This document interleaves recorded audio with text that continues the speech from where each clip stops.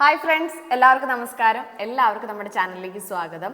അപ്പോൾ LGSന്റെ previous year ക്വസ്റ്റ്യൻസിൻ്റെ series നമ്മൾ continue ചെയ്ത് വരികയാണ്. 2 വീഡിയോ നമ്മൾ ഓൾറെഡി ചെയ്തു. നിങ്ങൾ ആ വീഡിയോ കണ്ടില്ലെങ്കിൽ ആ വീഡിയോ ഒന്ന് പോയി കാണുക. ഇന്ന് നമ്മൾ LGSന്റെ അടുത്തൊരു ഭാഗം പാർട്ട് 3 ആണ് ഡിസ്കസ് ചെയ്യുന്നത്. നമുക്കറിയാം പ്രീവിയസ് ഇയർ ക്വസ്റ്റ്യൻസ് തന്നെയാണ് LGSൽ ഒരു 60% റിപ്പീറ്റഡ് ആയിട്ട് വരുന്നത്.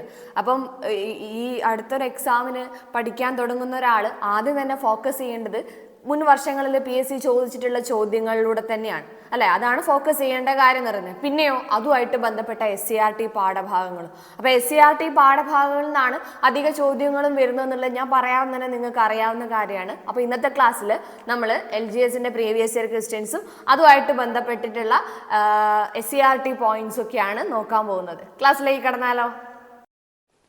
നോക്കാം. ഫസ്റ്റ് ക്വസ്റ്റ്യൻ, വെള്ളത്തിൽ ലയിക്കുന്ന വിറ്റാമിൻ. അപ്പം വെള്ളത്തിൽ ലയിക്കുന്ന വിറ്റാമിൻ ആണ് ഇവിടുത്തെ ചോദ്യം. വിറ്റാമിനുകളെ നമുക്ക് അതിന്റെ ലയനത്തിനൊക്കെ സോലിബിലിറ്റിനൊക്കെ നോക്കിയിട്ട് രണ്ടായിട്ടാണ് കാറ്റഗറൈസ് ചെയ്യുന്നത്.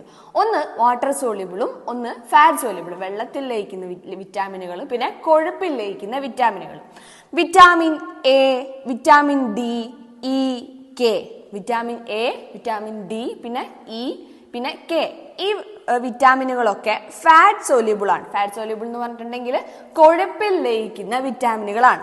വിറ്റാമിൻ ബിയും വിറ്റാമിൻ സിയും, വിറ്റാമിൻ ബി, വിറ്റാമിൻ സി എന്നിവ എന്തിൽ ലയിക്കുന്നതാണ്? വെള്ളത്തിൽ ലയിക്കുന്നത്, അതായത് വാട്ടർ സോല്യൂബിൾ ആണ്. ഇതിന്റെ ആൻസർ വരുന്നത് ഏതാ? ഓപ്ഷൻ ഡി, വിറ്റാമിൻ സി ആണ്. ഏതാണ്? Option D, vitamin C. നമ്മളോട് ചോദിച്ചത് വെള്ളത്തിൽ ലയിക്കുന്നതാണ്. അപ്പൊ നോക്കാം, നമുക്ക് വിറ്റാമിനുകളായിട്ട് ബന്ധപ്പെട്ട SCERTയിൽ പറയുന്ന കാര്യം നോക്കണേ. വിറ്റാമിനുകളെ രണ്ടായിട്ടാണ് ഇവിടെ കാറ്റഗറൈസ് ചെയ്തത്, അല്ലെ? എങ്ങനെ? കൊഴുപ്പിൽ ലയിക്കുന്നവാന്നും വെള്ളത്തിൽ ലയിക്കുന്നവാന്നും. നമുക്ക് ആദ്യം വിറ്റാമിൻ എയിലേക്ക് പോവാം. വിറ്റാമിൻ എ, എന്തിലൊക്കെയാ വിറ്റാമിൻ എ ഉള്ളത്? ക്യാരറ്റ്, ചീര, പാൽ ഉൽപ്പന്നങ്ങള്, പയറില, ചേമ്പില, അങ്ങനെയുള്ള ഇലവർഗ്ഗങ്ങൾ, ഇതിലൊക്കെയാണുള്ളത്. എന്തിനാണ് വിറ്റാമിൻ എ മെയിൻ ആയിട്ട് ഉപയോഗിക്കുന്നത്, അല്ലെങ്കിൽ മെയിൻ ആയിട്ട് അതിന്റെ യൂസ് എന്താണ് നമ്മുടെ ശരീരത്തിന് അത് ചെയ്യുന്നത്? ഒന്ന് നമുക്കറിയാവുന്ന കാര്യമാണ്, അല്ലെ? കണ്ണിന്റെ ആരോഗ്യത്തിന്, പിന്നെ നമ്മുടെ സ്കിന്ന്, മുടി, ഇതിന്റെ ഒക്കെ ആരോഗ്യത്തിന്, അതിന്റെ ഹെൽത്തിന് വേണ്ടിയിട്ടാണ് നമ്മൾ എന്ത് വിറ്റാമിൻ എ കഴിക്കുന്നത്. അപ്പൊ നോക്കിയേ, വിറ്റാമിൻ എ എന്തിനൊക്കെയാണ് ഉപയോഗപ്രദം? കണ്ണ്, ത്വക്ക്, മുടി എന്നിവയുടെ ആരോഗ്യത്തിനൊക്കെ ഉപയോഗപ്രദമായിട്ടുള്ള വിറ്റാമിൻ ആണ് ഏത്? വിറ്റാമിൻ എ എന്ന് പറയുന്നത്. അത് എന്തിൽ സോല്യൂബിൾ ആണെന്നാ പറയുന്നത്? ഫാറ്റ് സോല്യൂബിൾ ആയിട്ടുള്ളത്. പഠിക്കാൻ ഒരു കോഡ് ഉണ്ട്. ഫാറ്റ് സോല്യൂബിൾ എന്നൊക്കെ പറയുമ്പോൾ നമുക്ക് ഫാറ്റ് എന്ന് കേൾക്കുമ്പോൾ തന്നെ നമുക്ക് ഓർമ്മ വരുന്നത് ഓയിൽ അല്ലേ? എണ്ണ എന്നുള്ള രീതിയിൽ നമ്മൾ ഓർമ്മിക്കുക, അല്ലെ? അപ്പൊ ഇങ്ങനെ ഓർമ്മിച്ച് വെച്ചാൽ മതി. എണ്ണ അല്ലെങ്കിൽ ഓയിൽ എന്താണ്? എണ്ണ കേടാ, അല്ലെ? ഓയിൽ അത്ര ശരീരത്തിന് നല്ലതല്ല, കേടാണ്. അപ്പൊ vitamin K, E, D, A ഒരുപാട് പേർക്ക് അറിയുന്ന കോഡായിരിക്കും. എന്നാലും അറിയാത്തവർക്കായിട്ടൊന്ന് പറഞ്ഞു തരാൻ കുറെ ബിഗിനേഴ്സ് ഉണ്ടാവും. അവരിപ്പോ ഇതെങ്ങനെ പഠിക്കണം എന്ന് വിചാരിച്ച് നിൽക്കുന്നുണ്ടാവും. അപ്പൊ ജസ്റ്റ് ഇങ്ങനെ കണക്ട് ചെയ്ത് വെക്കാം. ഇനി വിറ്റാമിൻ ഡി നോക്കിയേ. സൂര്യപ്രകാശം ഏൽക്കുന്ന സമയത്ത് നമുക്ക് ലഭിക്കുന്ന വിറ്റാമിൻ ആണ് ഏത്? ഡി എന്ന് പറയുന്നത്. അതുകൂടാതെ പാൽ ഉൽപ്പന്നങ്ങളിലും എന്തുണ്ട്? വിറ്റാമിൻ ഡി ഉണ്ട്. നമ്മുടെ എല്ലുകളുടെ ആരോഗ്യം, പല്ലിന്റെ ആരോഗ്യം, പിന്നെ കാൽഷ്യം, ഫോസ്ഫറസ്, ഇതിന്റെയൊക്കെ അബ്സോർപ്ഷൻ, ഇതിനൊക്കെ വേണ്ടിയിട്ടുള്ള വിറ്റാമിൻ ആണ് ഏത്? വിറ്റാമിൻ ഡി എന്ന് പറയുന്നത്. സൂര്യപ്രകാശത്തിലൂടെ പാൽ ഉൽപ്പന്നങ്ങളിലൂടെയൊക്കെയാണ് എന്ത് ലഭിക്കുന്നത്? വിറ്റാമിൻ ഡി ലഭിക്കുന്നത്. അടുത്ത നോക്കാം, വിറ്റാമിൻ ഇ.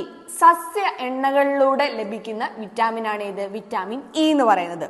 നാഡികളുടെയും നെർവ്സിന്റെയും പിന്നെ RBC എന്ന് പറഞ്ഞാൽ ചുവന്ന രക്താണുക്കളുടെയും ആരോഗ്യത്തിന് ആവശ്യമായിട്ടുള്ളതാണ് ഏത്? Vitamin E. അപ്പൊ എല്ലുകളുടെയും പല്ലുകളുടെ ആരോഗ്യത്തിനൊക്കെ വിറ്റാമിൻ ഡി, അല്ലെ? പിന്നെ കണ്ണ്, ത്വക്ക്, മുടി, ഇതിന്റെയൊക്കെ ഹെൽത്തിന് വേണ്ടിയിട്ടാണ് വിറ്റാമിൻ എ. മെയിനായിട്ട് ഇലവർഗ്ഗങ്ങളിലും ഒക്കെയാണ് ഉള്ളത്. വിറ്റാമിൻ ഡി ലഭിക്കുന്നത് സൂര്യപ്രകാശത്തിലൂടെ, പാൽ ഉൽപ്പന്നങ്ങളിലൂടെ. വിറ്റാമിൻ ഇ ലഭിക്കുന്നത് സസ്യ എണ്ണകളിലൂടെ. ഇനി നോക്കാം വിറ്റാമിൻ കെ. കോളിഫ്ലവർ, കാബേജ്, ചീര എന്നിവയിലൊക്കെ ലഭ്യമായിട്ടുള്ള വിറ്റാമിൻ ആണ് കെ എന്ന് പറയുന്നത്. ഇതെന്തിനൊക്കെ ഉപയോഗിക്കുന്നത്? മുറിവുണ്ടാവുമ്പോൾ, ഇമ്പോർട്ടന്റ് ആയിട്ടുള്ള പോയിന്റ് ആണ്, മുറിവുണ്ടാവുമ്പോൾ രക്തം കട്ട പിടിക്കാൻ സഹായിക്കുന്ന വിറ്റാമിൻ ഏതാന്ന് ചോദിച്ചാൽ വിറ്റാമിൻ ഏതാണ്? കെ ആണ്. ഓർമ്മിച്ച് വെക്കുക. 2ഉം 3ഉം തവണ PSC ചോദിച്ചിട്ടുള്ള ചോദ്യമാണ്.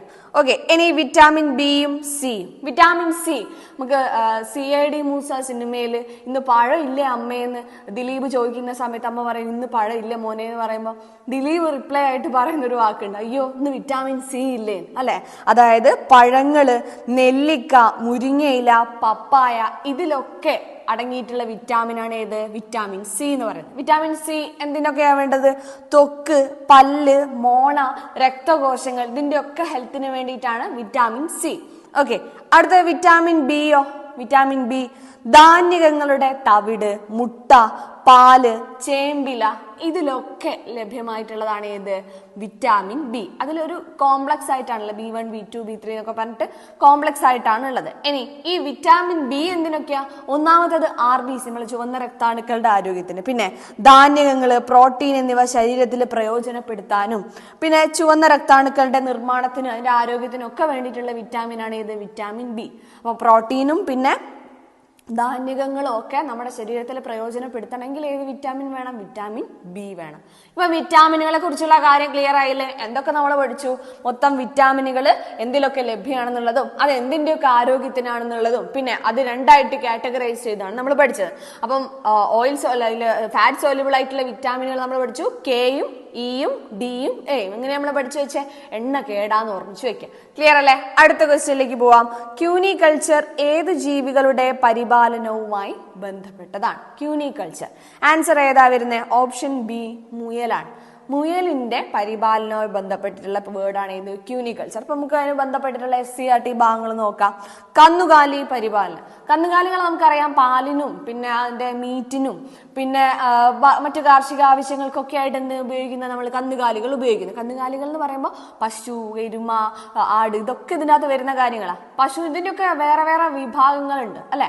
അപ്പോൾ വേറെ വേറെ വിഭാഗങ്ങളുടെ പേരുകൾ ഇവിടെ കൊടുത്തിട്ടുണ്ട്. പശുവിന്റെ നമുക്ക് ഓൾറെഡി അറിയാം, ജേഴ്സി പശു അല്ലെ, ഹോൾസ്റ്റീൻ ഫ്രീഷ്യൻ, പിന്നെ വെച്ചൂർ പശു, ഇതൊക്കെ പശുവിന്റെ ഇനങ്ങളാണ്. എരുമയുടെതാണ് മുറ, നീലിരവി, പിന്നെ ബദാവരി. മുറ, നീലിരവി, ബദാവരി എന്നിവ എന്തിന്റെ ഇനങ്ങളാണ്? എരുമ. ഇനി ആടിനെ നോക്കുകയാണെങ്കിലോ ഓൾറെഡി നമുക്ക് അറിയാവുന്നതാണ് അല്ലെ, ജമുനാപാരി. ജമുനാപാരി എന്ന് പറയുന്നത് എന്തിന്റെയാണ്? ആടിന്റെ ഇനമാണ്. പിന്നെ തലശ്ശേരി, ബോയർ, തലശ്ശേരി ഇനം, പിന്നെ ജമുനാപാരി, പിന്നെ ബോയർ, ഇതൊക്കെ ആടിന്റെ വ്യത്യസ്തമായിട്ടുള്ള ഇനങ്ങളാണ്. ക്ലിയർ അല്ലേ? ഇനി അടുത്തത് നോക്കാം, പക്ഷി പരിപാലനം. പക്ഷികൾ എന്തിനൊക്കെയാ വളർത്തുന്നത്?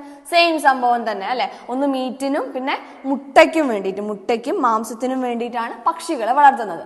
പക്ഷികളെ നോക്കുക, കോഴി ഇനങ്ങളാണെങ്കിൽ അതുല്യ, ഗ്രാമലക്ഷ്മി, വൈറ്റ് ലഗോൺ തുടങ്ങിയിട്ട് അങ്ങനെയുള്ള കോഴി ഇനങ്ങളുണ്ട്. താറാവാണെങ്കിൽ മസ്കവി, ചാര, ചെമ്പല്ലി. മസ്കവി, ചാര, ചെമ്പല്ലി, ഇതിൽ നിന്നൊക്കെ ചോദ്യങ്ങൾ വന്നിട്ടുണ്ട് കേട്ടോ. അപ്പൊ ഇനങ്ങളൊക്കെ എന്ത് ചെയ്യുക? കണക്ട് ചെയ്ത് വെക്കുക. മസ്കവി, പിന്നെ ചാര, ചെമ്പല്ലി തുടങ്ങിയവ താറാവ് ഇനങ്ങളാണ്. പിന്നെ അതുകൂടാതെ കാട ഇനങ്ങളുണ്ട്. ജാപ്പനീസ്, ബോബ് വൈറ്റ് എന്നിവയൊക്കെ എന്തിന്റെ ഇനങ്ങളാണ്?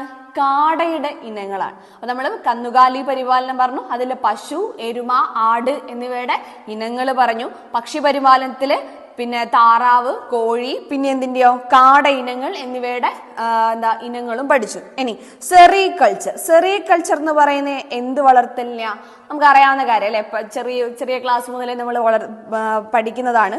സ്വാഭാവിക പട്ടിന്റെ നിർമ്മാണത്തിനായി പട്ടുനൂൽ പുഴുക്കളെ വളർത്തുന്നതിനെ നമ്മൾ എന്ത് വിളിക്കുന്നത്? സെറികൾച്ചർ എന്ന് പറയുന്നു. അപ്പം പട്ടുനൂൽ ശലഭയുടെ ലാർവയുടെ പ്രത്യേകത ഗ്രന്ഥികളിൽ നിന്നാണ് എന്തുണ്ടാവുന്നത്? പ്രത്യേക ഗ്രന്ഥികളിൽ നിന്നാണ് ഈ പട്ടുനൂൽ ഉണ്ടാകുന്നത് അല്ലെ. ഇതിനുപയോഗിച്ചിട്ടാണ് നമ്മുടെ സിൽക്ക് ഒക്കെ ഉണ്ടാക്കുന്നത്. നമ്മൾ പലതരത്തിലുള്ള സിൽക്ക് കേൾക്കാറില്ലേ, മ്യൂഗ സിൽക്ക്, പിന്നെ ടെസർ സിൽക്ക് എന്നൊക്കെ പറഞ്ഞിട്ട് കുറെ സിൽക്കുകൾ കേൾക്കാറില്ലേ. അപ്പൊ നോക്കണേ, ഇത് ഈ ലാർവയുടെ, പട്ടുനൂൽ പുഴുയുടെ ലാർവയുടെ എന്തിൽ നിന്നാണ്? പ്രത്യേക ഗ്രന്ഥികളിൽ നിന്നാണ് ഈ പട്ടുനൂൽ ഉണ്ടാക്കുന്നത്. മൾബറി, പിന്നെ ടെസർ, മുഗ എന്നിവയാണ് എന്ത്? മുഖ്യ ഇനങ്ങൾ. മൾബറി, ടെസർ, മുഗ എന്നിവയാണ് പട്ടുനൂൽ പുഴുക്കളുടെ പ്രത്യേകമായിട്ടുള്ള ഇനങ്ങൾ. ക്ലിയർ അല്ലേ? ഇത്ര ഇനങ്ങളെ പറയുന്നുള്ളൂ, ഇതല്ലാതെ ഉണ്ട്. പക്ഷെ ഇത്ര ഇനങ്ങൾ SCERT പറയുന്നതുകൊണ്ട് അത് മാത്രം പഠിച്ചാൽ മതി. അടുത്ത നോക്കിയേ, പിസികൾച്ചർ. പിസികൾച്ചർ എന്താ? പിസികൾച്ചർ എന്ന് പറഞ്ഞാൽ പ്രകൃതിദത്ത ജലാശയങ്ങളിലും വയലുകളിലും കൃത്രിമ ടാങ്കുകളിലും ശാസ്ത്രീയമായ രീതിയിൽ മത്സ്യം വളർത്തുന്നതിനെ നമ്മൾ എന്ത് വിളിക്കുന്നത്? പിസികൾച്ചർ എന്ന് പറയുന്നത്. ഭക്ഷ്യാവശ്യത്തിനായിട്ടാണ് മെയിനായിട്ട് എന്ത് വളർത്തുന്നത്? മത്സ്യം വളർത്തുന്നത്. ഇനി മത്സ്യ ആവശ്യത്തിന് മെയിനായിട്ട് ഭക്ഷ്യ ആവശ്യത്തിനായിട്ടാണ് വളർത്തുന്നത്. അതുകൂടാതെ നമുക്കറിയാം, നമ്മൾ വീടുകളിലൊക്കെ നല്ല ഭംഗിയുള്ള മീനുകളൊക്കെ അല്ലെ, കാഴ്ചക്കാരെ ഒന്ന് ആകർഷിക്കാനും ഒക്കെ നല്ല രീതിക്ക് വളർത്തി വെക്കൂലേ. അപ്പോൾ അതിനെ ഭംഗിയുടെ രീതിയിലും അല്ലെ, ഒരു ആലങ്കാരികമായിട്ട് എന്ത് ചെയ്യുന്നുണ്ട്? ഇതിനെ വളർത്തുന്നുണ്ട്. അപ്പൊ ഭക്ഷ്യ ആവശ്യത്തിനായിട്ട് വളർത്തുന്നതാണ് ഇതൊക്കെ. കരിമീന്, റോഹു, കട്ട്ല, പിന്നെ അലങ്കാര മത്സ്യങ്ങളായിട്ട് ഗോൾഡ് ഫിഷ്, ഗപ്പി, ഇതിനെ ഒക്കെ എന്ത് ചെയ്യുന്നുണ്ട്? നമ്മൾ വളർത്തുന്നുണ്ട്. അപ്പൊ മെയിനായിട്ട് രണ്ട് കാറ്റഗറിയാണ്. മെയിനായിട്ട് ശരിക്കും മത്സ്യത്തിന് നോക്കുകയാണെങ്കിൽ ഭക്ഷ്യ ആവശ്യത്തിനാണ്. അത് കൂടാതെ ഇതുപോലെ എന്താ അലങ്കാര മത്സ്യങ്ങളായിട്ടും വളർത്തുന്നുണ്ട്. ഇനി ഇത്തരത്തിൽ വളർത്താവുന്ന മുഖ്യ ചെമ്മീൻ ഇനങ്ങളാണ്, ചെമ്മീൻ്റെ ഇനങ്ങളാണ് താഴെ പറയുന്നത് ഏതൊക്കെയാ? നാരൻ, കാര എന്നിവ. നാരൻ, കാര എന്നിവ എന്തിന്റെ ഇനങ്ങളാണ്? ചെമ്മീന്റെ ഇനങ്ങളാണ്. ക്ലിയർ അല്ലേ? ഇനി അടുത്ത നോക്കുക, ഫ്ലോറികൾച്ചർ. ആ പേര് തന്നെ നമുക്ക് കിട്ടും അല്ലെ, ഫ്ലവർ, ഫ്ലോറികൾച്ചർ എന്ന് പറയുന്നത്. നോക്കേ, വ്യാവസായിക അടിസ്ഥാനത്തിൽ പൂക്കൾ വളർത്തുന്ന കൃഷി രീതിയാണ് ഏത്? ഫ്ലോറികൾച്ചർ. മുല്ല, പിന്നെ ചെണ്ടുമല്ലി, ജമന്തി, റോസ്, ഓർക്കിഡ്, ആന്തൂറിയം, ഇതൊക്കെ എന്തിനാണ് നമ്മൾ വളർത്തുന്നുണ്ട് അല്ലെ? എന്തിനൊക്കെയാ? നമ്മൾ പല സ്ഥലങ്ങൾ അലങ്കരിക്കാൻ വേണ്ടിയിട്ടും പല ചടങ്ങുകൾക്ക് വേണ്ടിയിട്ടും ഒക്കെ ഈ റോസുകളും കാര്യങ്ങളും ഒക്കെ ഉപയോഗിക്കാറുണ്ട്. ഈ ഫ്ലോറികൾച്ചർ എന്ന് പറയുന്നത് തന്നെയാണ് ഇത് വളർത്തുന്ന ശാസ്ത്രീയമായിട്ടുള്ള വ്യാവസായിക അടിസ്ഥാനത്തിൽ ഇതിനെ പ്രിപ്പയർ ചെയ്യുന്നതിനെ നമ്മൾ എന്ത് വിളിക്കുന്നത്? ഫ്ലോറികൾച്ചർ എന്ന് പറയുന്നത്. ഇനി എപ്പികൾച്ചർ അറിയാമല്ലോ, ശാസ്ത്രീയമായ തേനീച്ച വളർത്തൽ. തേനീച്ച വളർത്തലിനെ നമ്മൾ പറയുന്നതാണ് എപ്പികൾച്ചർ. ഔഷധ ഗുണവും പോഷക മൂല്യവുമുള്ള ഒരു ഉൽപ്പന്നമാണ് എന്തെന്ന് പറയുന്നത്? തേൻ അല്ലെ. കോലൻ, മെല്ലിഫെറ, ഞൊടിയൻ ഇനങ്ങളിൽപ്പെട്ട തേനീച്ചകളെയാണ് സാധാരണയായിട്ട് വളർത്തുന്നത്. ഏതൊക്കെയാണ്? കോലൻ, മെല്ലിഫെറ, ഞൊടിയൻ ഇനങ്ങൾ. അപ്പൊ ഇനങ്ങൾ കുറെ പറയുന്നുണ്ട്. ഈ ഇനങ്ങളൊക്കെ നോട്ട് ചെയ്ത് വെക്കുക. നിങ്ങൾ ഞാനിത് പറയുന്ന സമയത്ത് എന്ത് ചെയ്താൽ മതി? നോട്ടിൽ ആ ഒരു ഇനങ്ങൾ മാത്രം ഒന്ന് എഴുതി വെക്കാം. ക്ലിയർ അല്ലേ? അപ്പൊ കുറെ കാര്യങ്ങൾ നമ്മൾ പറഞ്ഞു. അത് കൂടാതെ നോക്കുക, ക്യൂണികൾച്ചർ. നമ്മൾ ചോദ്യം എത്തി. ക്യൂണികൾച്ചർ എന്നതാ? ശാസ്ത്രീയമായി മുയലുകളെ വളർത്തുന്നതാണ് എന്തെന്ന് പറയുന്നത്? ക്യൂണികൾച്ചർ. മാംസത്തിന് വേണ്ടിയിട്ടും വളർത്തുന്നുണ്ട്, അലങ്കാരത്തിന് വേണ്ടിയിട്ടും വളർത്തുന്നുണ്ട് അല്ലെ. ചിലതിനൊക്കെ രോമത്തിന് വേണ്ടിയിട്ടും വളർത്തുന്നുണ്ട്. നോക്കിയേ, ഗ്രേ ജയന്റ്, വൈറ്റ് ജയന്റ് എന്നീ ഇനങ്ങൾ എന്തിനു വേണ്ടിയിട്ടാണ് വളർത്തുന്നത്? മാംസത്തിനും അലങ്കാരത്തിനും വേണ്ടിയിട്ടാണ് വളർത്തുന്നത്. ഇനി അങ്കോറ എന്ന് പറഞ്ഞ ഇനം മുയലിനെ എന്തിനു വേണ്ടിയിട്ടാണ് വളർത്തുന്നത്? രോമത്തിനായിട്ടാണ് വളർത്തുന്നത്. ഓക്കെ, പല യൂസുകളുണ്ട്. മീറ്റ് അല്ലെ, മുയൽ ഇറച്ചി എന്നൊക്കെ പറഞ്ഞ് നമ്മൾ കാണാറുണ്ട്. പിന്നെ അതുപോലെ തന്നെ അലങ്കാരത്തിനായിട്ട് നമ്മളൊക്കെ വീടിൻ്റെ സൈഡുകളിലൊക്കെ അലങ്കാരത്തിനായിട്ട് വളർത്താറുണ്ട്. അതുകൂടാതെ വേറെ എന്തിനു വേണ്ടിയിട്ടാ? രോമങ്ങൾക്ക് വേണ്ടിയിട്ട്. അപ്പം ഈ മാംസത്തിന് വേണ്ടിയിട്ട് അലങ്കാരത്തിന് വേണ്ടിയിട്ട് നമ്മൾ കൂടുതലായിട്ട് ഉപയോഗിക്കുന്ന ഏതൊക്കെയാണ്? ഗ്രേ ജൈന്റ്, വൈറ്റ് ജൈന്റ് തുടങ്ങിയ ഇനങ്ങളാണ്. എന്നാൽ കുറച്ചധികം തൊപ്പ നമ്മൾ രോമം കൂടുതലുള്ള ഒരു ഇനമാണ് ഇതെന്ന് പറയുന്നത് അങ്കോറ. ആ അങ്കോറനെ എന്തിനാണ് വളർത്തുന്നത്? രോമത്തിന് വേണ്ടിയിട്ടാണ്. ക്ലിയർ അല്ലേ? അടുത്ത മഷ്റൂം കൾച്ചർ. ശാസ്ത്രീയമായ കൂൺ വളർത്തലിനെയാണ് നമുക്ക് കിട്ടുന്നതാണ് അല്ലെ. അപ്പൊ പാൽക്കൂൺ, ചിപ്പിക്കൂൺ ഒക്കെയാണ് എന്ത് മെയിൻ ആയിട്ടുള്ള ഇതിന്റെ ഇനങ്ങൾ. കൂണിന്റെ ഒരു പോഷക മൂല്യം എന്ന് പറഞ്ഞാൽ തേനിനെ പോലെ തന്നെ അത്രയും പ്രോട്ടീനൊക്കെ റിച്ച് ആയിട്ടുള്ള ഒരു ഫുഡാണ് ഇത് ഈ മഷ്റൂം അല്ലെങ്കിൽ കൂൺ എന്ന് പറയുന്നത്. ഇനി സാധാരണയായിട്ട് കൃഷി ചെയ്യാറുള്ളത് ഏതൊക്കെയാണ്? പാൽക്കൂണും ചിപ്പിക്കൂണും ആണ്. ഇനി ഹോർട്ടികൾച്ചർ. പഴം, പച്ചക്കറി എന്നിവ ശാസ്ത്രീയമായി കൃഷി ചെയ്യുന്ന രീതിയാണ് എന്ത്? ഹോർട്ടികൾച്ചർ എന്ന് പറയുന്നത്. നാടൻ പഴങ്ങൾ കൂടാതെ ലിച്ചി, റംബൂട്ടാൻ, ഡ്യൂറിയാൻ തുടങ്ങിയ അന്യദേശ പഴങ്ങൾ നമ്മുടെ നാട്ടിൽ എന്ത് ചെയ്യുന്നുണ്ട്? കൃഷി ചെയ്യുന്നുണ്ട്. അപ്പൊ ഇതിനെല്ലാം കൂടെയാണ് നമ്മൾ എന്ത് വിളിക്കുന്നത്? ഹോർട്ടികൾച്ചർ. അപ്പൊ ഒന്ന് സമറൈസ് ചെയ്തേ. കന്നുകാലി പരിപാലനം നമ്മൾ പഠിച്ചു. അതിൽ പശു, എരുമ, ആട് തുടങ്ങിയവന്റെ ഇനം പഠിച്ചു. ഇനി പക്ഷി പരിപാലനത്തിന് നമ്മൾ കോഴി, പിന്നെ താറാവ്, കാട ഇതിന്റെ ഒക്കെ ഇനങ്ങൾ പഠിച്ചു. സെറികൾച്ചർ എന്താണ്? പട്ടുനൂൽപ്പുഴുകൾ. അതിൽ മെയിൻ ആയിട്ടുള്ള ഇനങ്ങൾ നമ്മൾ പറഞ്ഞു. പിസികൾച്ചർ അലങ്കാരത്തിന് വേണ്ടിയിട്ടും അതുപോലെ തന്നെ ഭക്ഷ്യ ആവശ്യങ്ങൾക്ക് വേണ്ടിയിട്ടൊക്കെ ഈ മീനുകളെ വളർത്തുന്നതിനെയാണ്, മത്സ്യങ്ങളെ വളർത്തുന്നത് നമ്മൾ എന്ത് വിളിക്കുന്നത്? പിസികൾച്ചർ. ഫ്ലോറികൾച്ചർ എന്ന ആ പേര് തന്നെ നമുക്ക് കിട്ടുന്നതാണ്. ഫ്ലവർ അല്ലെ, ഫ്ലവർ വളർത്തുന്നത് അല്ലെങ്കിൽ ഫ്ലവേഴ്സ് ഉണ്ടാക്കുന്നതിന്. എപ്പികൾച്ചർ എന്ന് പറഞ്ഞാലോ? എപ്പികൾച്ചർ എന്ന് പറഞ്ഞാൽ തേനീച്ച വളർത്തലാണ്. ക്യൂണികൾച്ചറോ? ക്യൂണികൾച്ചർ എന്ന് പറഞ്ഞിട്ടുണ്ടെങ്കിൽ ശാസ്ത്രീയ മുയൽ വളർത്തും. ഇതാണ് എന്ത് ചെയ്തത്? PSC ചോദിച്ചിട്ടുള്ളത്. ഇനി മഷ്റൂം കൾച്ചർ എന്ന് പറയുന്നത് എന്താ? ശാസ്ത്രീയമായിട്ടുള്ള കൂൺ വളർത്തൽ. ഇനി ഹോർട്ടികൾച്ചർ ആണ് പഠിച്ചത്. പഴം, പച്ചക്കറി എന്നിവയുടെ ഉൽപാദനത്തെ നമ്മൾ എന്ത് വിളിക്കുന്നത്? ഹോർട്ടികൾച്ചർ. ക്ലിയർ അല്ലേ? അടുത്ത ക്വസ്റ്റ്യൻ. സസ്യങ്ങളുടെ വേര്, ഇല, തണ്ട് തുടങ്ങിയ ഭാഗങ്ങളിൽ നിന്ന് പുതിയ തൈച്ചെടികൾ ഉണ്ടാക്കുന്ന രീതി. വേര്, ഇല, തണ്ട്, അതായത് ഉള്ള സസ്യത്തിന്റെ ഓൾറെഡി ഉള്ള ഭാഗത്തു നിന്ന് തന്നെ ഒരു പുതിയ തൈച്ചെടി ഉണ്ടാക്കുന്ന രീതിയെ നമ്മൾ എന്ത് വിളിക്കുക? ഓപ്ഷൻ സി, കായിക പ്രജനനം അല്ലെങ്കിൽ വെജിറ്റേറ്റീവ് പ്രൊപ്പഗേഷൻ എന്ന് പറയും. അപ്പൊ നോക്ക്, പുതിയ ഒരു സസ്യത്തിൽ നിന്ന് രണ്ട് രീതിയിലാണ് പുതിയ ഇനങ്ങൾ ഉണ്ടാവുന്നത്. ഒന്ന് ലൈംഗിക പ്രത്യുൽപാദനം വഴി, രണ്ടാമത്തേത് ഏതാ? വെജിറ്റേറ്റീവ് പ്രൊപ്പഗേഷൻ അല്ലെങ്കിൽ കായിക പ്രജനനം വഴി. വിത്തിൽ നിന്ന് പുതിയ തൈച്ചെടികൾ ഉണ്ടാകുന്നതാണ്. വിത്തിൽ നിന്നുണ്ടാവുകയാണെങ്കിൽ അതിന് നമ്മൾ എന്താ വിളിക്കുക? ലൈംഗിക പ്രത്യുൽപാദനം എന്നാണ് വിളിക്കുന്നത് അല്ലെ. ഏതാണ്? ലൈംഗിക പ്രത്യുൽപാദനം. ഇനി നേരത്തെ ക്വസ്റ്റ്യനിൽ പറഞ്ഞതുപോലെ വേര്, തണ്ട്, ഇല. വേര്, തണ്ട്, ഇല ഇതിൻ്റെയൊക്കെ ഭാഗങ്ങളിൽ നിന്നാണെങ്കിലോ അതിനെ നമ്മൾ വിളിക്കുക കായിക പ്രജനനം എന്നാണ്. കായിക പ്രജനനം അല്ലെങ്കിൽ വെജിറ്റേറ്റീവ് പ്രൊപ്പഗേഷൻ. നമുക്കറിയാവുന്ന കാര്യമാണ്. ഇപ്പം വിത്തിൽ നിന്നുണ്ടാവണമെങ്കിൽ വിത്ത് ഉണ്ടാവണമെങ്കിൽ എന്ത് നടക്കണം? അവിടെ ഒരു പോളിനേഷൻ നടക്കണം. അതുകൊണ്ടാണ് അതിനെന്ത് വിളിക്കുന്നത്? സെക്ഷൽ റീപ്രൊഡക്ഷൻ എന്ന് പറയുന്നത്. അതായത് അതിനെന്ത് ചെയ്താൽ മതി? ഒരു പ്ലാന്റിന്റെ മാത്രം ഇൻവോൾവ്മെന്റ് അല്ല, ഒരു പ്ലാന്റ് അല്ല, 2 പ്ലാന്റിന്റെ ഇൻവോൾവ്മെന്റ് ഉണ്ടാവും. എന്നാൽ ഇവിടെയോ, ഇവിടെ വെജിറ്റേറ്റീവ് പ്രൊപ്പഗേഷൻ എന്ന് പറയുന്ന ഒരു പ്ലാന്റിന്റെ ഇൻവോൾവ്മെന്റ് മാത്രമേ ഉണ്ടാവുള്ളൂ. ഓക്കെ, അങ്ങനെ ഓർമ്മിച്ച് വെക്കുക. അപ്പം വെജിറ്റേറ്റീവ് പ്രൊപ്പഗേഷനും ഉണ്ട്, സെക്ഷൽ റീപ്രൊഡക്ഷനും ഉണ്ട്. അപ്പൊ നമ്മളോട് ഇവിടെ ഡയറക്റ്റ് ആണ് ഈ സെന്റൻസ് തന്നെയാണ്, ഈ ഒരു പാരഗ്രാഫിലെ സെന്റൻസ് തന്നെയാണ് ചോദ്യം വന്നിട്ടുള്ളത്. ക്ലിയർ അല്ലേ? അടുത്ത ക്വസ്റ്റ്യനിലേക്ക് പോവാം. സസ്യങ്ങളിലെ ശ്വസനവാതകം, സസ്യങ്ങളായാലും മൃഗങ്ങളായാലും നമ്മളായാലും ശ്വസനവാതകം ഏതു തന്നെയാണ്? ഓക്സിജൻ തന്നെയാണ്. എന്നാൽ പ്രകാശ സംശ്ലേഷണ സമയത്ത്, അതായത് ഫോട്ടോസിന്തസിസ് നടക്കുന്ന സമയത്ത് ഈ സസ്യങ്ങൾ എന്ത് ചെയ്യാറുണ്ട്? കാർബൺ ഡൈ ഓക്സൈഡ് അബ്സോർബ് ചെയ്തിട്ട് ഓക്സിജൻ പുറത്തേക്ക് വിടാറുണ്ട്. ഓക്കെ, അപ്പൊ നോക്കിയേ, ഈ ഒരു ഡയഗ്രാം പ്രകാശ സംശ്ലേഷണം നടക്കുന്ന സമയത്ത് ഇൻടേക്ക് ചെയ്യുന്നത് എന്താ? സസ്യങ്ങള് കാർബൺ ഡൈ ഓക്സൈഡ് ആണ്. ആ സമയത്ത് പുറത്തു വിടുന്നതോ, അന്തരീക്ഷത്തിലേക്ക് പുറത്തു വിടുന്നത് എന്താണ്? ഓക്സിജൻ ആണ്.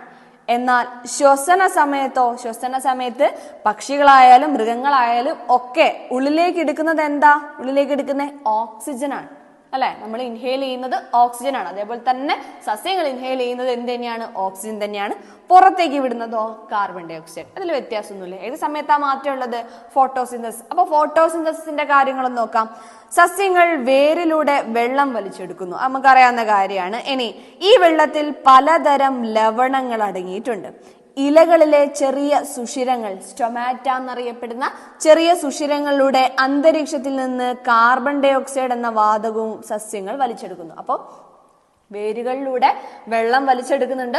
അതിന്റെ കൂട്ടത്തിൽ തന്നെ മണ്ണിലുള്ള കുറെ ലവണങ്ങൾ ആർക്ക് ലഭിക്കുന്നുണ്ട്? സസ്യത്തിന് ലഭിക്കുന്നുണ്ട്. ഇനി അന്തരീക്ഷത്തിൽ നിന്ന് ഈ ഇലകളുടെ ഇടയിലൊക്കെ ഉള്ള ഇലയിലുള്ള ചെറിയ ചെറിയ സുഷിരങ്ങളാണ് നമ്മൾ സ്റ്റൊമാറ്റ എന്ന് പറയുന്നത്. ഈ സ്റ്റൊമാറ്റയിലൂടെ എന്തും വലിച്ചെടുക്കുന്നുണ്ട്? Carbon dye ഓക്സൈഡും വലിച്ചെടുക്കുന്നുണ്ട്. ഇതെല്ലാം ചെയ്യുന്നത് എന്തിനു വേണ്ടിയിട്ടാ? ആഹാരം നിർമ്മിക്കാൻ വേണ്ടിയിട്ടാ. ഓട്ടോട്രോപ്സ് ആണ് എന്ത് ചെയ്യുന്നത്? ഇതുപോലുള്ള അബയോട്ടിക് ഫാക്ടേഴ്സ് എന്ന് പറഞ്ഞാൽ എന്താ? ജീവനില്ലാത്ത ഇതുപോലുള്ള ഫാക്ടേഴ്സ് ഒക്കെ വെച്ചിട്ട് സ്വന്തം ഫുഡ് ഉണ്ടാക്കാൻ പറ്റുന്ന ജീവികളെ നമ്മൾ എന്ത് വിളിക്കുക? അല്ലെങ്കിൽ അതുപോലുള്ള ഓർഗാനിസത്തിനെ നമ്മൾ എന്ത് വിളിക്കുക? ഓട്ടോട്രോപ്സ് എന്ന് പറയാം. സസ്യങ്ങൾ എന്താണ്? ഓട്ടോട്രോപ്സ് ആണ് അല്ലെ? ഇലകളിൽ വെച്ചാണ് എന്ത് നടക്കുന്നത്? ആഹാര നിർമ്മാണം നടക്കുന്നത്. ഈ പ്രവർത്തനത്തെ പ്രകാശ സംശ്ലേഷണം എന്ന് പറയുന്നു. നടക്കണമെങ്കിൽ എന്ത് വേണം? ഇലകളിലെ ഹരിതകം എന്ന വർണ്ണ വസ്തുവിന്റെ സഹായവും അത് കൂടാതെ സൂര്യപ്രകാശവും വേണം. അപ്പം നമ്മളോട് ഫോട്ടോസിന്തസിന് ആവശ്യമായ കാര്യങ്ങൾ എന്തൊക്കെയാണെന്ന് ചോദിച്ചാല് വെള്ളം അല്ലെ? വെള്ളം ഉണ്ട്. അതിനേക്കാളും ഇമ്പോർട്ടൻ്റ് ആയിട്ട് നമ്മൾ പറയേണ്ട ഒരു മെയിൻ ആയിട്ടുള്ള ഫാക്ടർ എന്താ? ഹരിതകം ഉണ്ട്. ഹരിതകം. പിന്നെ അടുത്തൊരു ഫാക്ടർ എന്താ? സൂര്യപ്രകാശം വേണം. കാർബൺ ഡൈ ഓക്സൈഡ് വേണം. പിന്നെ ലവണങ്ങൾ വേണം. പിന്നെ ലവണങ്ങൾ നമുക്ക് കിട്ടുന്ന എവിടുന്നാണ് അല്ലെ? ഈ സസ്യങ്ങൾക്ക് കിട്ടുന്ന വെള്ളത്തിൽ നിന്നാണ്. ഇത്രയും ഫാക്ടേഴ്സ് വെച്ചിട്ടാണ് എന്ത് നടക്കുന്നത്? ഫോട്ടോസിന്തസിസ് നടക്കുന്നത്. ഇനി പ്രകാശ സംശ്ലേഷണത്തിന്റെ ഉൽപ്പന്നമാണ് ഗ്ലൂക്കോസ്. അപ്പൊ പ്രകാശ സംശ്ലേഷണം നടന്നു കഴിഞ്ഞാൽ അതിന്റെ ഒരു പ്രൊഡക്റ്റ് ആയിട്ട് ഉണ്ടാവുന്ന ഒരു വസ്തുവാണ് ഏത്? ഗ്ലൂക്കോസ്. ഇതോടൊപ്പം ഓക്സിജനും ഉണ്ടാവുന്നുണ്ട്. അപ്പം ബൈ പ്രൊഡക്റ്റ് ആണ്. ഗ്ലൂക്കോസിനെ കൂടാതെ ഉള്ള പ്രൊഡക്റ്റ് ആണ് ഓക്സിജൻ. ഈ ഓക്സിജൻ എന്ത് ചെയ്യുന്നത്? പുറത്തേക്ക് വിടുക. കാരണം അതിന്റെ ആവശ്യമില്ല അല്ലെ? എന്തിന്റെ ആവശ്യമേ ഉള്ളൂ? ഗ്ലൂക്കോസിന്റെ ആവശ്യമേ ഉള്ളൂ. അപ്പോൾ ഈ ഓക്സിജൻ സസ്യങ്ങൾ പകൽ സമയത്ത് പുറത്തുവിടുന്നു. പ്രകാശ സംശ്ലേഷണ സമയത്ത് ഉണ്ടായ ഗ്ലൂക്കോസ് പിന്നീട് എന്തായി മാറുന്നു? അന്നജം, അതായത് സ്റ്റാർച്ച് ആയിട്ട് മാറ്റപ്പെടുന്നു. സ്വന്തമായി ആഹാരം നിർമ്മിക്കുന്നതുകൊണ്ട് സസ്യങ്ങൾ സ്വപോഷികൾ, അതാണ് ഞാൻ നേരത്തെ പറഞ്ഞ ഓട്ടോട്രോപ്സ് എന്നാണ് എന്തറിയപ്പെടുന്നത്? സസ്യങ്ങൾ അറിയപ്പെടുന്നത്. ക്ലിയർ അല്ലേ? അപ്പൊ പ്രകാശ സംശ്ലേഷണം ക്ലിയർ ആയി എന്ന് വിചാരിക്കുന്നു. എന്തൊക്കെ ഫാക്ടേഴ്സ് എടുത്തിട്ട്? ഹരിതകത്തിലാണ് ഇത് കാര്യങ്ങളെ. ഹരിതകമാണ് മെയിൻ ആയിട്ടുള്ള ഫാക്ടർ. പിന്നെ സൂര്യപ്രകാശം, കാർബൺ ഡൈ ഓക്സൈഡ് വലിച്ചെടുക്കുന്നു. പിന്നെ വെള്ളത്തിലൂടെ ലവണങ്ങളും കൂടെ ലഭിക്കുന്നു. ഇതെല്ലാം കൂടെ വെച്ചിട്ടാണ് എന്ത് നടക്കുന്നത്? ഫോട്ടോസിന്തസിസ് നടക്കുന്നത്.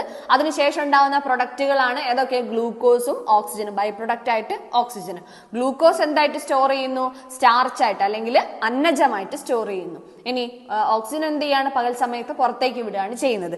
ഇങ്ങനെ സ്വന്തമായ ആഹാരം നിർമ്മിക്കുന്നത് കൊണ്ട് സസ്യങ്ങൾ എന്താ അറിയപ്പെടുന്നത്? സ്വപോഷികൾ അല്ലെങ്കിൽ ഓട്ടോട്രോപ്സ് എന്നാണ് അറിയപ്പെടുന്നത്. ക്ലിയർ അല്ലേ?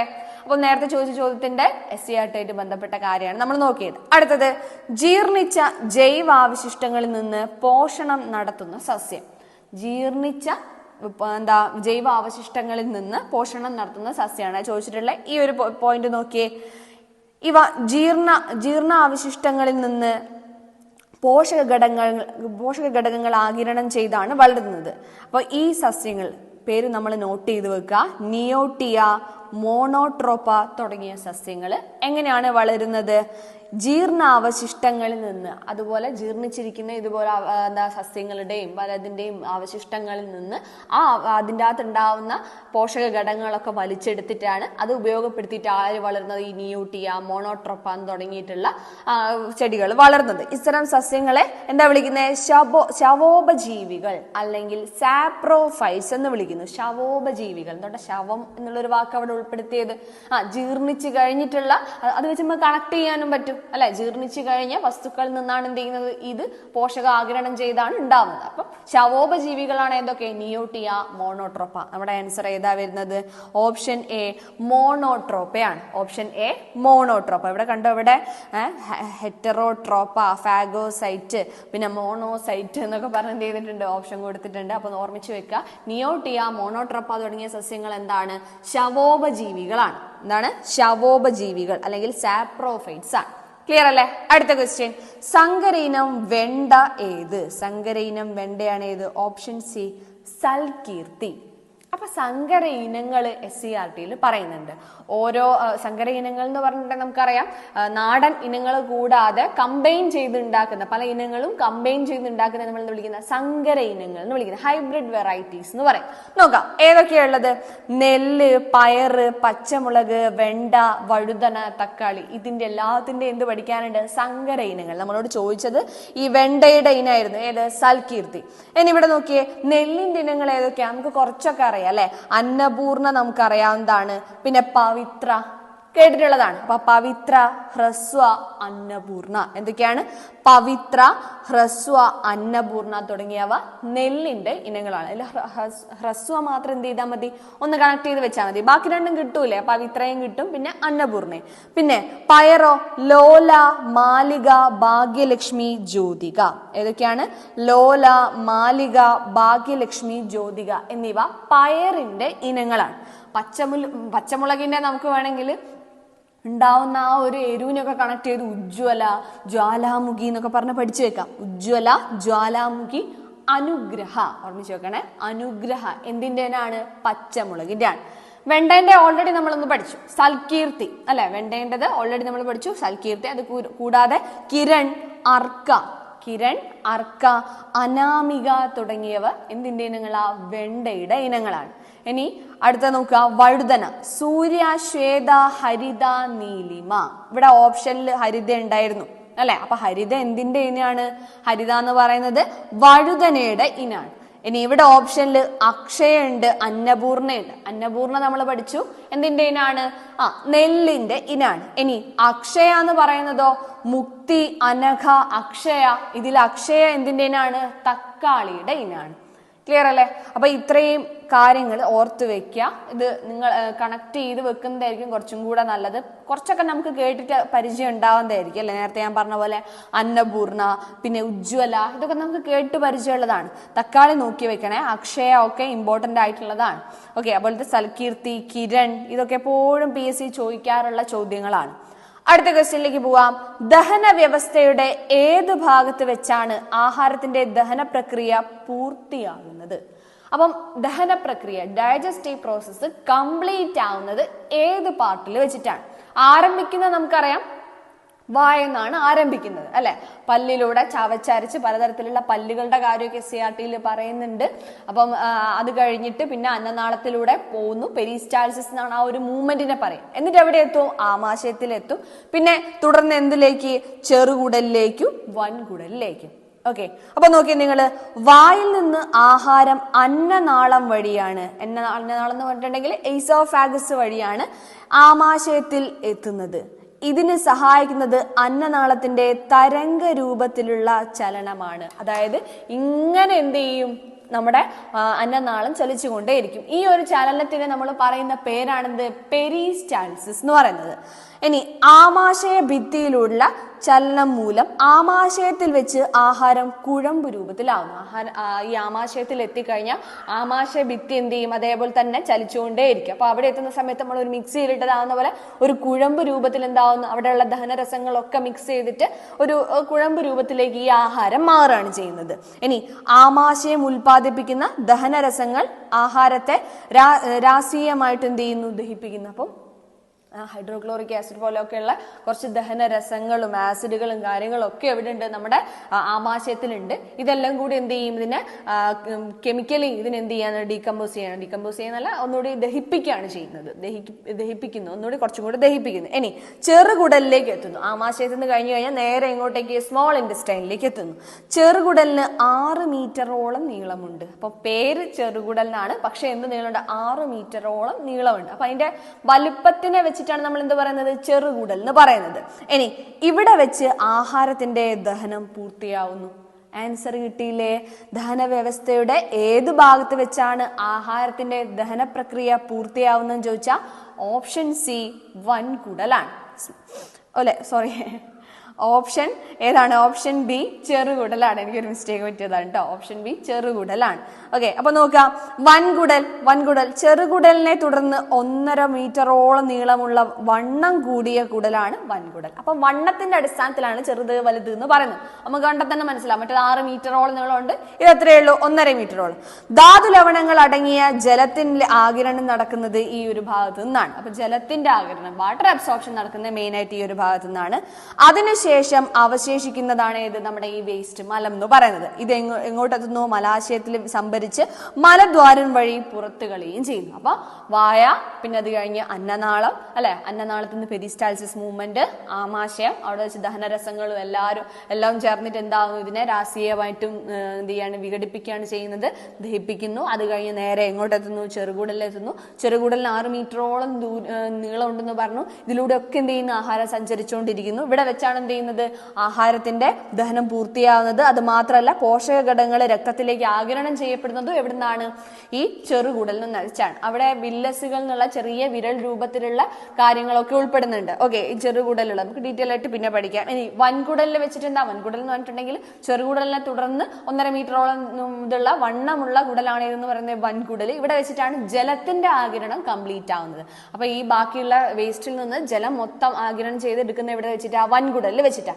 ഇതിനെ തുടർന്ന് ബാക്കിയുള്ള വേസ്റ്റിനെ നമ്മൾ എന്ത് വിളിക്കുന്നത്, മലം. അത് മലാശയത്തിലെത്തി പിന്നെ അങ്ങോട്ട് എന്ത് ചെയ്യും, മലദ്വാരം വഴി പുറത്തേക്ക് പോകാൻ ചെയ്യും. ഇതിനെയാണ് കംപ്ലീറ്റ് ഡൈജസ്റ്റീവ് പ്രോസസ് എന്ന് പറയാ. ചോദിച്ച ചോദ്യം ദഹനം പൂർത്തിയാവുന്നത് എവിടെ വെച്ചിട്ടാണെന്നാണ്. വൻകുടലല്ല, ചെറുകുടലാണ് ആൻസർ വരുന്നത്.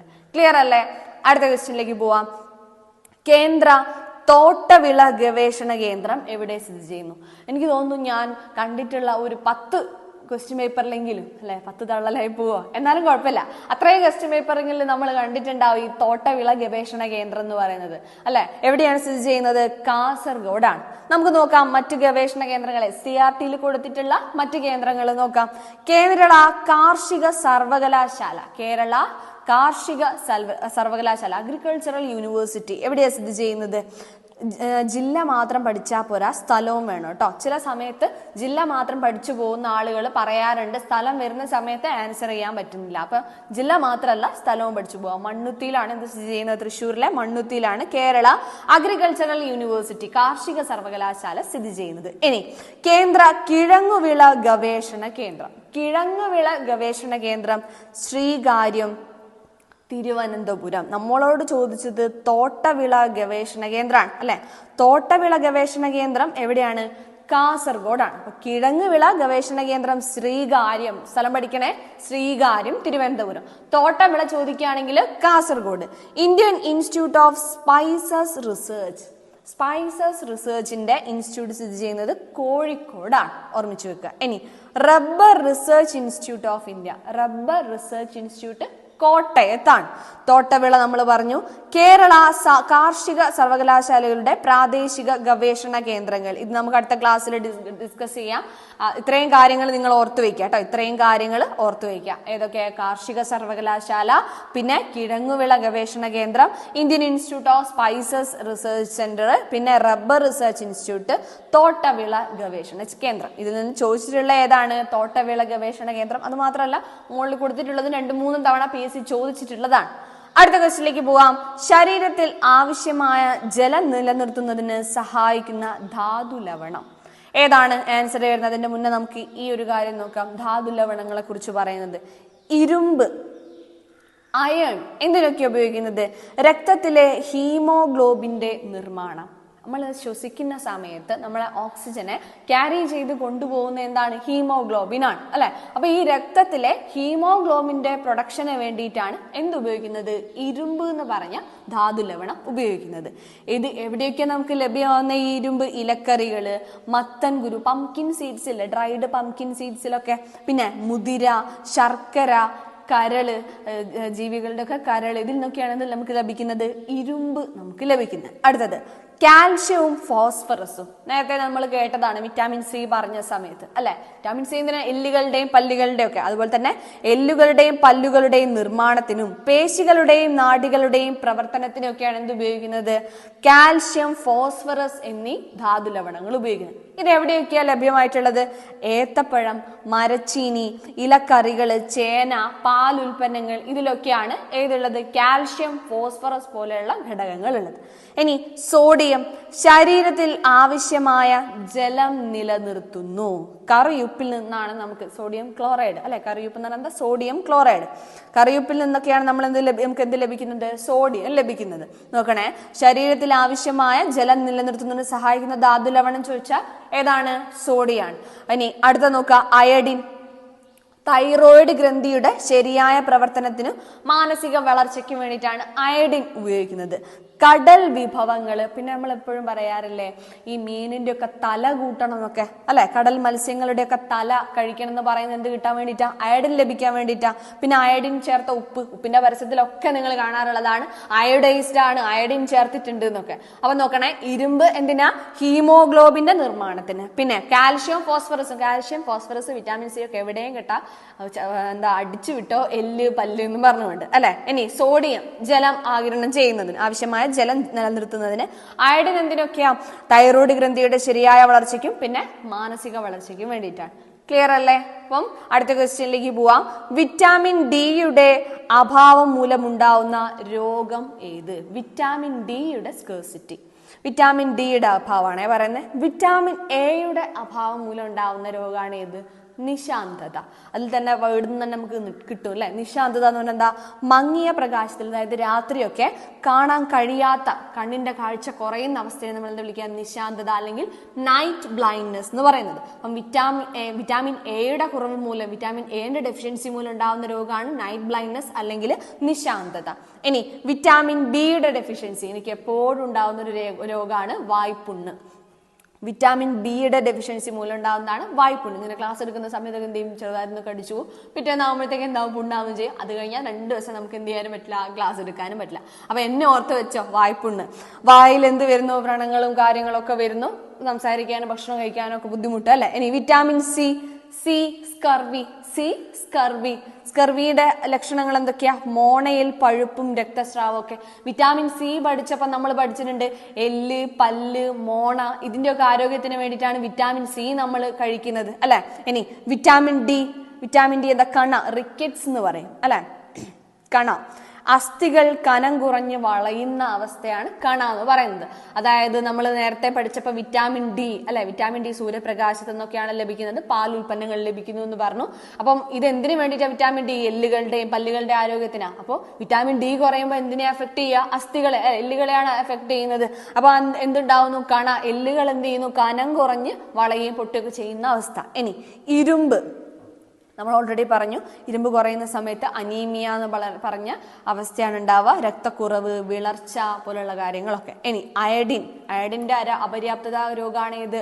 ഗോയിറ്റർ എന്ന് പറയുന്നത്. തൊണ്ടയിൽ മുഴ പോലെ കാണപ്പെടുന്നു. നമ്മളോട് ഇവിടെ ചോദ്യം വന്നിട്ടുള്ള ഏതാ? വിറ്റാമിൻ ഡി ആണ് അല്ലെ. വിറ്റാമിൻ ഡിയുടെ അഭാവം മൂലം ഉണ്ടാവുന്ന രോഗമാണ് ഏത്? ഇതില് ഓപ്ഷൻ എ കണ അല്ലെ. നിശാന്തത വരുന്നത് വിറ്റാമിൻ എ ആണ്. സ്കർവി സി ആണ്. സ്കർവി സി ആണ്. ബെറിബെറി വരുന്ന വിറ്റാമിൻ ബിയുടെ അഭാവം മൂലമാണ്. ക്ലിയർ അല്ലേ? അപ്പൊ ഇത്രയും ക്വസ്റ്റ്യൻസ് ആണ് നമ്മൾ ഡിസ്കസ് ചെയ്തിട്ടുള്ളത്. ഇതിന്റെ പാർട്ട് 2 ഉണ്ടാവും. ഇതോടെ ഈ കാര്യം നിർത്തുന്നില്ല. നമ്മുടെ വീഡിയോ ലെങ്ത് ആവുന്നതിനെ കൊണ്ടാണ് നമ്മൾ എന്ത് ചെയ്യുന്നത്, ഇടയ്ക്ക് വെച്ച് കട്ട് ചെയ്യുന്നത്. ഓൾറെഡി എന്ത് ചെയ്യാൻ നമുക്ക് അടുത്തൊരു വീഡിയോ ചെയ്യാനുണ്ട്. ഈ അടുത്ത് തന്നെ അപ്ലോഡ് ചെയ്യുന്നതായിരിക്കും. ഈ സീരീസ് കണ്ടിന്യൂ ചെയ്ത് പോകാനാണ് ഞാൻ ഉദ്ദേശിക്കുന്നത്. അപ്പൊ നിങ്ങൾ ഫോളോ ചെയ്തിട്ടുണ്ടെങ്കിൽ നിങ്ങൾക്കും അതിന്റെ ഒരു ഗുണം കിട്ടും. എന്തായാലും പ്രീവിയസ് ക്വസ്റ്റ്യൻ ബേസ് ചെയ്തിട്ട് അതിന്റെ SCERT പോർഷനും കൂടെ നോക്കുന്ന സമയത്ത് SCERT പോർഷനും ഒരു സ്ഥലത്ത് നിന്ന് കവർ ആവുകയും ചെയ്യും.